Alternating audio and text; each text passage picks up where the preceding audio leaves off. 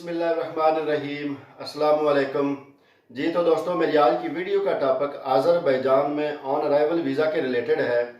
बहुत से दोस्त, बहुत सी वीडियोस, बहुत सी न्यूज़ आज़रबैजान में, पाकिस्तान, इंडिया, श्रीलंका में, बांग्लादेश में देखने को मिल रही हैं, सुनने को मिल रही हैं कि आज़रबैजान ने ऑन अराइवल वीज़ा जो है ये ओपन कर दिया है। बहुत से दोस्तों को ये बताया जा रहा है कि ये ऑन अराइवल वीज़ा आपका, इसका प्रोसेस क्या होगा, ये बिजनेस वीज़ा है या जो भी ये न्यूज़ है, इसकी असल हकीकत क्या है, इसके बारे में थोड़ा सा मैंने बताया था आपको। पिछली दो वीडियोस जब मैंने अपलोड की थी उसमें थोड़ा थोड़ा मैंने बताया था कि ये क्या है। लेकिन मेरे बहुत से दोस्तों की ये डिमांड है कि मैं इसके ऊपर एक डिटेल से वीडियो बनाऊं ताकि सही तरह समझ सके हम, और देखने सुनने वालों को ये पता चल सके कि ये ऑन अराइवल वीज़ा क्या है, बिजनेस वीज़ा क्या है, क्या ये वाकई ओपन हो गया है या जस्ट न्यूज़ फैलाई जा रही है। तो सबसे पहले मैं आपको एक बात बताता चलूं कि जब पूरी दुनिया में कोविड आया तो पूरी दुनिया स्टक हुई। उस कोविड से पहले आज़रबैजान ने पाकिस्तान के लिए और इंडिया के लिए डायरेक्ट फ्लाइट्स जो शुरू कर दी थी।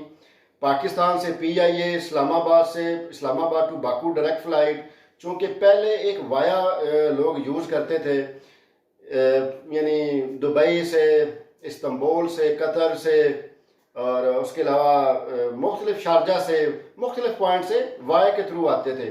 हालांकि आज़रबैजान का वीज़ा बहुत आसान है। विद इन 3 आवर्स आप ले सकते हैं वीज़ा, विद इन 3 डेज़ आप वीज़ा ले सकते हैं आज़रबैजान का वीज़ा। लेकिन फिर आज़रबैजान की गवर्नमेंट ने सोचा कि ये इतना इजी प्रोसेस है तो क्यों ना, हमारे पास टूरिज्म भी बहुत ज़्यादा हो रही है आजकल, इस इंडस्ट्री को बहुत बेनिफिट हो रहा था। तो आज़रबैजान की गवर्नमेंट ने पाकिस्तानी गवर्नमेंट से और इंडियन गवर्नमेंट से मिलकर ये कॉन्ट्रैक्ट किया कि हम आज़रबैजान के लिए डायरेक्ट फ़्लाइट्स जो है वो शेड्यूल करते हैं, जो सबसे पहले इंडिया से स्टार्ट की गई। न्यू दिल्ली से कुछ फ़्लाइट्स आई भी, लेकिन अनफॉर्चुनेटली कोविड आ गया, उसके बाद ये सिलसिला बंद हो गया, वीज़े स्टॉप हो गए। तो उसके बाद फिर उन्होंने एक स्पेशल वीज़ा जो है वो देना शुरू कर दिया कैबिनेट मिनिस्ट्री की अप्रूवल के साथ, जिसमें कोई भी कंपनी उस वक़्त जो अपने क्लाइंट्स को बुलाना चाहे, वो खा बिजनेस के हों, खा वो टूरिज्म के रिलेटेड हों, तो वो एक अपनी कंपनी के डॉक्यूमेंट्स के साथ एक एप्लीकेशन उस बंदे को जिसको वो बुलाना चाहते हैं, वो एक पूरे डॉक्यूमेंट्स रेडी करके वो कैबिनेट मिनिस्ट्री को फॉरवर्ड करते थे, और कैबिनेट मिनिस्ट्री की अप्रूवल के बाद इमिग्रेशन और एयरपोर्ट सिक्योरिटी की तरफ से वो अप्रूव होता था, जिसकी बिहाफ पे बंदा आज़रबैजान आ जाता था। लेकिन ऑलमोस्ट 1 साल से वो भी बंद हो गया है, क्योंकि उसका भी मिस यूज़ होना शुरू हो गया था। जिस मकसद के तहत उसको बनाया गया था, वो एक सहूलत दी गई थी, उसको उन्होंने मिस यूज़ किया पाकिस्तानियों ने और इंडियंस ने, इस वजह से वो भी सिलसिला बंद हो गया। तो अभी जो न्यूज़ फैल रही है, जो खबरें सुनने को मिल रही हैं कि दोबारा से वो वही कैबिनेट मिनिस्ट्री वाला सिस्टम ऑन हो गया है और बिजनेस वीज़ा जो है वो मिलेगा।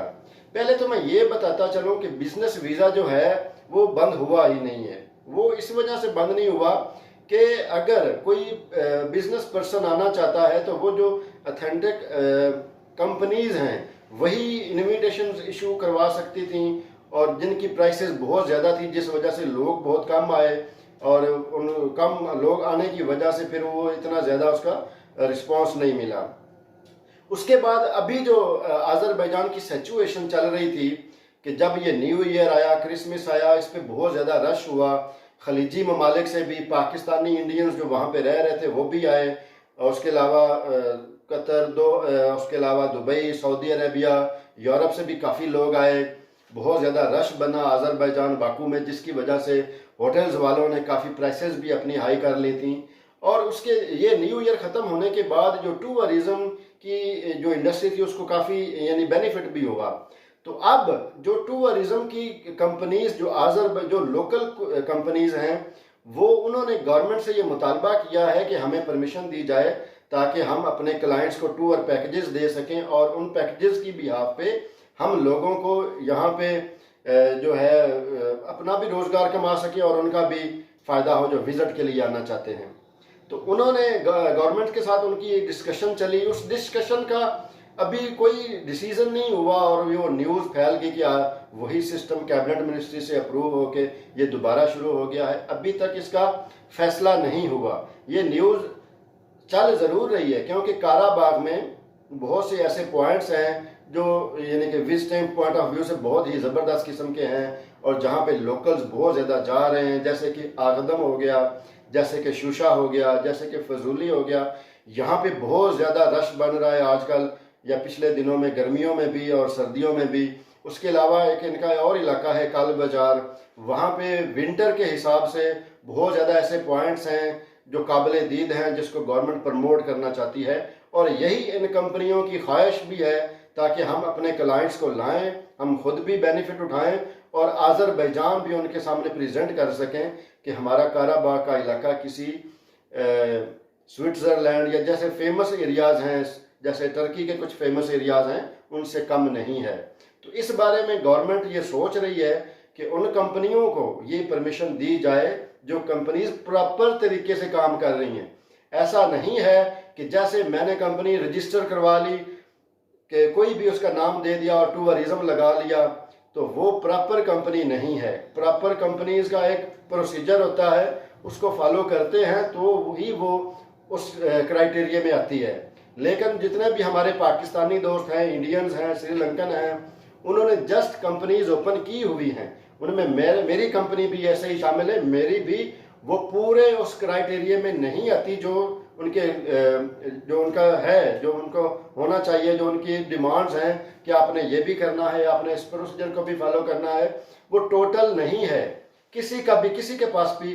ऑलमोस्ट पाकिस्तानी इंडियंस तो किसी के पास भी नहीं है, क्योंकि 10 साल से मैं रह रहा हूँ, सभी लोगों को मैं जानता हूँ जो टूरिज्म का काम कर रहे हैं, कंसल्टेंसी का काम कर रहे हैं, सभी को मैं जानता हूँ, उसमें मैं भी शामिल हूँ। सबकी उस क्राइटेरिया में वो कंपनीज नहीं आती। हाँ, आज़रबैजानियों की बहुत ज़्यादा कंपनीज हैं, वो उस पूरे लेवल की हैं, उस पूरे क्राइटेरिया की हैं, उसी में ही वही करवा सकते हैं इशू।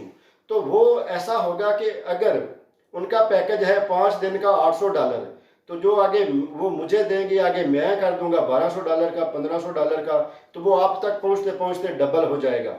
उससे बेहतर ये है कि आप अपनी बिजनेस इन्विटेशन इशू करवाएं, वो सस्ती पड़ जाएगी। और आप टूरिज्म के लिए तो आना नहीं चाहते, बिजनेस के लिए आना चाहते हैं, वो आपको टूरिज्म का वीज़ा मिलेगा, उसके बिहाफ पे आप ना तो कंपनी ओपन कर सकेंगे, कंपनी तो खैर ओपन हो जाएगी, लेकिन आपको TRC नहीं मिलेगी। वो 1 महीने का वीज़ा होगा, उस 1 महीने के अंदर अंदर आपको वापस लाजमी जाना पड़ेगा।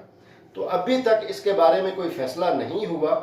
फैसला हो, हम भी चाहते हैं कि इसका पॉजिटिव रिस्पांस मिले इन कंपनीज को, ताकि मज़ीद जो है वो क्लाइंट्स आ सके और उनको फ़ायदा हो, आज़रबैजान का फ़ायदा हो और विजिटर्स का फ़ायदा हो। बाकी जो बिजनेस पॉइंट ऑफ व्यू से आना चाहते हैं उनके लिए ये अपॉर्चुनिटी बिल्कुल नहीं है, क्योंकि उनकी TRC नहीं बनेगी। अगर TRC नहीं बनेगी तो वो यहाँ पे स्टे नहीं कर सकेंगे, स्टे नहीं कर सकेंगे तो बिजनेस कैसे होगा। अगर इलीगल होंगे तो वो तो फिर जारी बात है, वो खुद का नुकसान है, अपने पैसों का नुकसान है, अपने टाइम का नुकसान है। बाकी जो बिजनेस इन्विटेशंस थी वो स्टार्ट में भी चल रही थी, अब भी चल रही हैं, लेकिन उनकी प्राइसेस बहुत ज़्यादा हैं। इसी वजह से लोग उसको अवॉइड कर रहे हैं और वीज़ा ओपन होने का वेट कर रहे हैं। तो ये जो न्यूज़ थी कि अभी ये ओपन हो चुके हैं, ये अभी ओपन नहीं हुए, ये अभी अंडर डिस्कशन मामला चल रहा है, अभी इसके ऊपर कोई डिसीजन नहीं लिया गया। जब डिसीजन लिया जाएगा तो वो टूरिज्म कंपनीज को ही इसका यानी कि लाइसेंस मिलेगा, उनको ही इसका बेनिफिट होगा जो प्रॉपर तरीके से उसको फॉलो कर रहे हैं, ना कि हमारे जैसे पाकिस्तानी या इंडियन जिन्होंने जस्ट अपनी कंपनीज ओपन की हैं और जो नॉर्मल वे से काम कर रहे हैं, उनको इसका बेनिफिट नहीं होगा। तो ठीक है दोस्तों, इंशाल्लाह नेक्स्ट वीडियो में मिलते हैं नेक्स्ट टॉपिक के साथ इंशाल्लाह। तब तक के लिए